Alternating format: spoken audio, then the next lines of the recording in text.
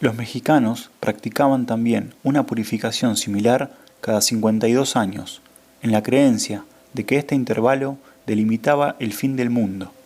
Rara vez he sabido de un sacramento más verdadero que este, es decir, si nos atenemos a la definición que del término da el diccionario: signo externo y visible de gracia espiritual e interna, y no me cabe la menor duda de que aquellos fueran originalmente inspirados directamente por los cielos, pese a que carecen de constancia bíblica de esta revelación. Durante más de 5 años me mantuve, pues, con solo el trabajo de mis manos, y descubrí que podía atender a todos los gastos de mi subsistencia, trabajando unas 6 semanas al año. Todo el invierno y la mayor parte del verano me quedaban libres y desocupados para dedicarlos a mis estudios.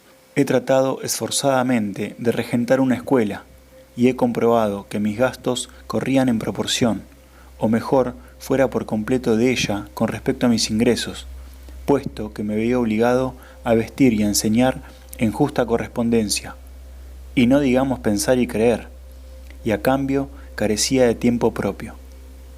Como quiera que yo no enseñaba para bien del prójimo, sino como medio de vida, el empeño fue un fracaso.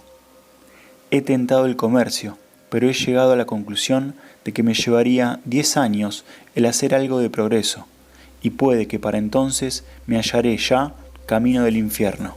Además, temía que para esta fecha estuviera haciendo lo que se da en llamar un buen negocio.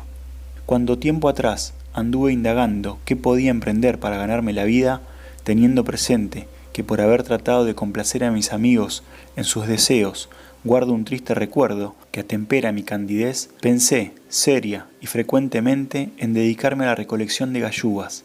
Esto, sin duda, lo podría hacer, y las pequeñas ganancias que reportara me bastarían, pues mi mayor virtud es conformarme con poco. Se necesitaba poco capital, pensé tontamente, y me distraería escasamente de mi acostumbrado tenor. Mientras mis conocidos se integraron resueltamente en el comercio o en alguna profesión, yo consideraba esta ocupación como muy parecida a la de ellos, recorriendo las colinas todo el verano para recoger las galluvas que surgieran en mi camino, para luego disponer de ellas despreocupadamente, cuidar, en fin, de los rebaños de Admeto. También soñé que podía juntar hierbas silvestres o llevar siempre vivas a aquellos pueblos que gustan de añorar los bosques o incluso a las ciudades. Sin embargo, he aprendido desde entonces que el comercio maldice todas las cosas que toca, y aunque comerciéis con mensajes del cielo, la maldición de aquel acompañará el negocio. Como había cosas que me gustaban más que otras, en especial mi libertad, y dado que era capaz de vivir ardua y frugalmente, aunque con desahogo, no quise malgastar mi tiempo, por el momento, en procurarme ricas alfombras y piezas de ajuar de semejante finura, ni una cocina delicada, ni una casa de estilo griego o gótico. Si los hay para quienes no supone trastorno alguno adquirir estas cosas y que saben incluso qué hacer de ellas, queden para ellos. Otros son industriosos, y diríase que el trabajo les gusta por sí mismo, o que les mantiene alejados, quizá, de peores males. A esos nada tengo que decirles ahora. A aquellos que no sabrían qué hacer con más ocio del que disfrutan, puedo recomendarles que trabajen el doble que ahora. Eso, que trabajen hasta manumitirse y que obtengan por sí mismos su carta de libertad. En lo que a mí respecta, encontré que la ocupación de jornalero era la más independiente de todas, en especial porque se requerían solo de 30 a 40 días al año para poder subsistir. La jornada da fin con la puesta del sol, y el jornalero es, entonces, libre de dedicarse a su ocupación predilecta con toda libertad. El patrono, en cambio, que especula de mes a mes, carece de respiro durante todo el año. En una palabra, tanto por convencimiento como por experiencia, no me cabe la menor duda de que el mantenerse no es pena, sino pasatiempo, si vivimos simple y sabiamente, tampoco de que las ocupaciones de los pueblos más sencillos sirven de esparcimiento a los más artificiales. No es necesario que el hombre gane su sustento con el sudor de su frente, a menos que sude con más facilidad que yo. Un joven, conocido mío, que ha heredado varios acres, me dijo que viviría como yo si tuviera los medios para ello. No quisiera en modo alguno que por mi causa alguien adoptara mi modo de vida, porque aparte de que para cuando ya lo haya aprendido, puede que yo haya encontrado otro. Bueno es que haya en el mundo tantas personas diferentes como sea posible. Eso sí, quisiera que cada uno pusiera mucho cuidado en elegir y seguir su propio modo de vida, y no el de su padre, su madre o el de un vecino cualquiera. El joven puede construir, plantar o navegar, que no se vea impedido de realizar aquello que me dice que quiere hacer. No es sino con un fin matemático que somos sabios, como navegantes o esclavos fugitivos pierden de vista la polar, pero esa es suficiente guía. Puede que no lleguemos a puerto dentro de un plazo calculable, pero mantendremos la ruta. Evidentemente, en este caso, lo que es cierto para uno, aún lo es más para otro. Como no es más cara, proporcionalmente, una casa grande que una pequeña, pues un techo basta para cubrir, un sótano para almacenar y una pared para separar varias dependencias. Yo he preferido la morada solitaria. Además, por lo general, será más barato el construírselo todo uno mismo que el convencer a otro de las ventajas que encierra una medianera, y de ser hecha ésta, para que resulte mucho más barata, habrá de ser delgada, y puede que el otro no salga mal vecino y no cuide de restaurar debidamente su lado. La única colaboración comúnmente posible es extraordinariamente parcial y superficial, pues la poca que, verdadera, pudiera haber es como inexistente, siendo una armonía inaudible para los hombres. Si una persona tiene fe, ésta será invertida en todo lo que emprenda. Si no la tiene, seguirá viviendo como el resto del mundo, sea cual fuere su compañía. Cooperar, tanto en el sentido más elevado como en el más modesto, significa subsistir solidariamente. Hace poco oí que se proponía que dos jóvenes viajaran juntos alrededor del mundo, uno sin dinero, ganándose la vida sobre la marcha, delante del mástil y detrás del arado, el otro con una letra de cambio en el bolsillo. Era fácil darse cuenta de que no serían compañeros mucho tiempo, toda vez que uno de ellos no laboraría en absoluto. Se separarían en la primera crisis de intereses. Antes que nada, como he querido decir, el hombre que va solo puede emprender la marcha hoy. El que va con otro debe esperar a que su compañero esté listo, y puede transcurrir mucho tiempo antes de que partan. Pero todo eso es muy egoísta, he oído decir a algunos de mis conciudadanos. Confieso que hasta ahora es muy poco lo que he hecho en materia de filantropía. Algunos sacrificios por sentido del deber, y entre otros, he sacrificado incluso el placer de éste. Los ha habido que han aplicado todas sus artes para persuadirme de que me hiciera cargo de alguna familia pobre del pueblo. Y el caso es que, si no tuviera nada que hacer, aunque el diablo haya siempre empleo para el ocioso, podría probar suerte en tal pasatiempo. Sin embargo, cuando pensé en ello, imponiendo así una obligación al cielo de aquellos por mantener a algunos pobres tan confortables en todos los aspectos como yo mismo, y aún llegué a aventurar mi oferta, todos han optado indefectible y resueltamente por seguir en su pobreza. Mientras mis conciudadanos y las damas se dedican de tantas formas al fin de sus semejantes, espero que uno, al menos, pueda reservarse para fines distintos y menos humanitarios. Hace falta determinado carácter para dedicarse a la caridad como a cualquier otra cosa. En cuanto al hacer el bien, esa es una de estas profesiones servidas con creces. Además, la he probado con auténtico empeño y aunque parezca extraño, me satisface que case mal con mi constitución. Probablemente yo no debería desechar consciente y deliberadamente la particular invitación que se me hace a hacer el bien, por parte de la sociedad que espera salvar conmigo de la aniquilación al mundo. Y creo que una fuerza semejante, pero mucho más poderosa en algún lugar, es todo lo que lo sostiene, pero yo no me interpondría jamás entre un hombre y su carácter, y aquel que empeña todo su corazón, alma y vida en realizar esa tarea que declino. Yo le diría, persevera aún cuando el mundo le llame a eso a hacer daño, que es lo que con gran probabilidad hará. Lejos de mí el suponer que mi caso sería muy peculiar, sin duda, muchos de mis lectores pergeñarían una defensa parecida. No comprometeré a mis vecinos a que las pronuncien buenas, pero tampoco vacilaré en decir que, para hacer cosas, yo sería un tipo formidable que contratar. Ahora bien, ¿qué cosas es algo que debería averiguar quien alquilare mis servicios? Lo que yo hago de bueno, en el sentido usual del término, debe estar al margen de mi trayectoria principal, y en su mayor parte ha de ser sin especial intención. Prácticamente las gentes dicen: empieza donde te encuentras y tal como eres, sin aspirar a aumentar tu valer ante todo, y con la amabilidad por delante, haz el bien.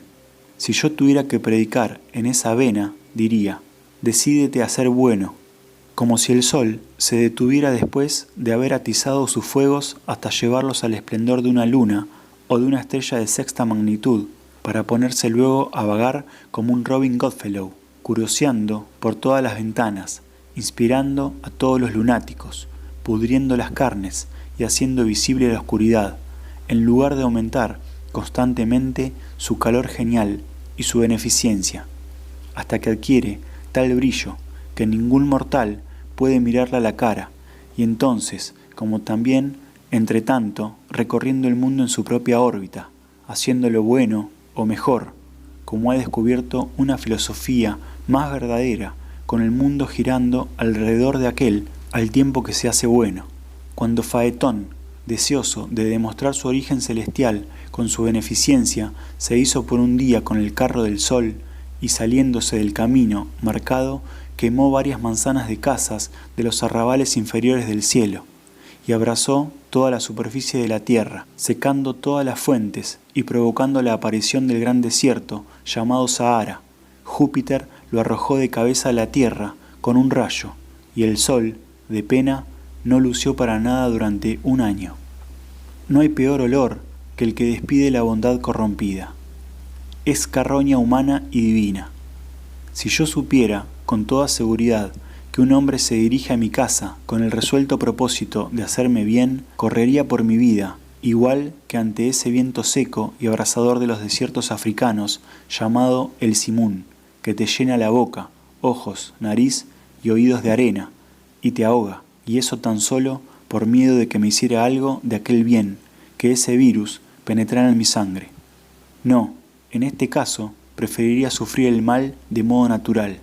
Para mí, el hombre no es bueno porque quiere alimentarme si tengo hambre, calentarme si padezco frío, o sacarme de un pozo en el que pudiera haber caído. Puedo presentaros un perro de Terranova, capaz de hacer otro tanto. La filantropía no significa, en su sentido más amplio, amor por el prójimo. Howard fue sin duda un hombre excelente, bueno y amable a su manera, y tuvo su recompensa, pero en términos relativos, ¿qué son para nosotros 100 Howards si su filantropía no nos ayuda a mejorar de situación? Jamás oí de reunión filantrópica alguna en la que propusiera sinceramente el hacer algo bueno por mí y mis iguales. Los jesuitas se vieron totalmente frustrados por aquellos indios que cuando eran quemados en el palo sugerían nuevos métodos de tortura a sus verdugos. Estando por encima del sufrimiento físico, a veces se revelaban a sí mismos, más allá de todo consuelo que los misioneros pudieran ofrecerles.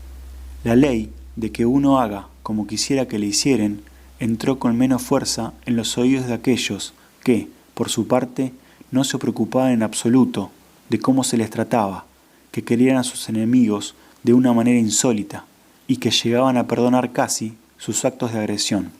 Aseguraos de que prestáis al pobre la ayuda que verdaderamente necesita, aunque sea vuestro ejemplo lo que les deja atrás. Si se trata de dar dinero, daos con él, y no os limitéis a abandonarlo en sus manos. A veces cometemos crasos errores. Con frecuencia, el pobre es más andrajoso y vasto que frío o hambriento. Ello obedece en parte a su gusto, que no a su infortunio. Si le dais dinero, puede que adquiera más harapos. Yo solía sentirme inclinado a la compasión por aquellos rústicos trabajadores irlandeses que cortaban hielo en la laguna, con vestidos harapientos y escasos, mientras yo tiritaba de frío en mi temo bien cortado, y más a la moda, hasta que un día, muy crudo, uno de ellos, que se había caído al agua, vino a mi casa a calentarse, y le vi quitarse 3 pares de pantalones y 2 pares de medias antes de que llegara a la piel. Y aunque es verdad que aquellos eran sucios y andrajosos, no lo es menos que bien podía rechazar las prendas extras que yo le ofrecí, de tantas intra como yo llevaba. Esta zambullida era precisamente lo que más le convenía. Empecé, pues, a compadecerme de mí mismo, y me di cuenta de que mayor caridad sería el proveerme a mí de una camisa de franela que a él de toda una tienda de ropa barata. Hay 1000 podando las ramas del mal por cada uno que se dedica a erradicarlo. Y aunque es posible que quien más tiempo y dinero vuelca en los necesitados sea quien, por su modo de vida, contribuye a la miseria que trata en vano de socorrer. Es el pío tratante de esclavos que dedica los réditos de cada décimo a comprar un domingo libre para los restantes. Algunos manifiestan su bondad para con los pobres empleándolos en sus cocinas. ¿No serían más buenos si trabajaran ellos mismos en esas? Presumís de dedicar la 10ª parte de vuestros ingresos a la caridad. Quizá fuere mejor gastar 9 veces más y acabar de una vez con ella. Pues la sociedad recobra solo una 10ª parte de la propiedad. ¿Se debe ello a la generosidad de quien la posee o a la negligencia de los jueces? La filantropía es quizá la única virtud apreciada suficientemente por el género humano. Quizá es excesivamente valorada, y ello se debe a nuestro propio egoísmo. Un día soleado, en Concord, un pobre, hombre robusto donde los haya, elogió ante mí a un conciudadano, porque era amable con los infortunados. Dijo, aludiéndose a sí mismo: los tíos y tías, buenos de la raza, son más estimados que sus verdaderos padres y madres espirituales. Cierta vez oí a un venerable pastor, hombre de cultura e inteligencia, que disertando sobre Inglaterra, después de enumerar los valores científicos, literarios y políticos de aquella, y de citar a Shakespeare, Bacon, Cromwell, Milton, Newton y otros, habló seguidamente de sus héroes cristianos, a quienes, como si su profesión se lo exigiera, elevó a un nivel mucho más elevado que los primeros, considerándolos mayores entre los grandes. Se trataba de Penn, Howard y la señora Free. A nadie le pasará inadvertida la falsedad e hipocresía del hecho. Los últimos no eran los mejores hombres y mujeres de Inglaterra, todo lo más sus mejores filántropos. No quisiera sustraer nada al elogio que merece la filantropía, sino que me limito a pedir justicia para aquellos que por su vida y obras son una bendición para la humanidad.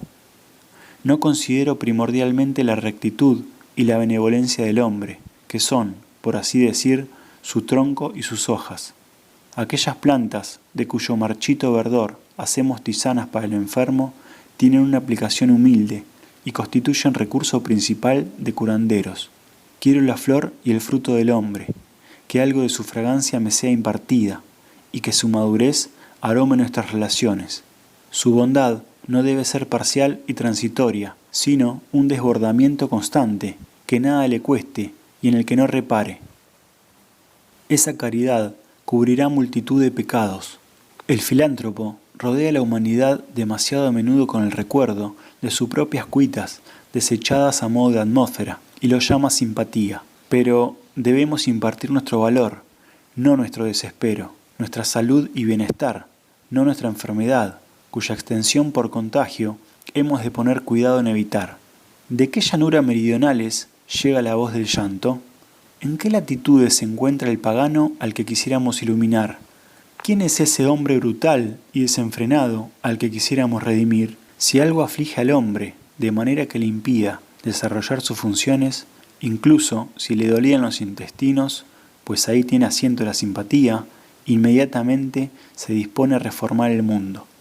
Siendo él mismo un microcosmos, pronto descubre, y es un descubrimiento auténtico, y él, quien cree poder revelarlo, que el mundo ha estado comiendo manzanas verdes. El mismo mundo se le antoja una gran manzana verde y le espanta el horroroso riesgo de que los hijos de los hombres la mordisqueen antes de que madure. Su drástica filantropía busca inmediatamente al esquimal, y al Patagón, y se esparce por los populosos pueblos indios y chinos. Y así, tras unos pocos años de actividad filantrópica, durante los cuales las potencias han hecho uso de él para sus propios fines, acaba por curarse de su dispepsia, en tanto que el globo adquiere un leve arrebol en una de sus mejillas o en ambas, como si empezara a madurar, la vida pierde su crueldad y se hace de nuevo dulce y agradable. Jamás soñé enormidad mayor que lo que he cometido, ni he conocido ni conoceré peor hombre que yo.